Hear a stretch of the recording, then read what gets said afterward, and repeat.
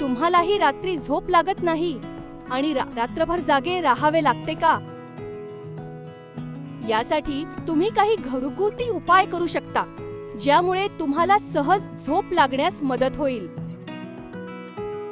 झोपण्याची वेळ निश्चित करा. दररोज एकाच वेळी झोपण्याची आणि उठण्याची सवय लावा. झोपण्याच्या किमान तास आधी मोबाईल, टीव्ही आणि लॅपटॉपचा वापर बंद करा. झोपण्याच्या 2 ते 3 तास आधी रात्रीचे जेवण करा आणि रात्री नेहमी हलका आहार घ्या. दुपारनंतर किंवा संध्याकाळी चहा, कॉफी, चॉकलेट किंवा शीतपेये यांचे सेवन करू नका.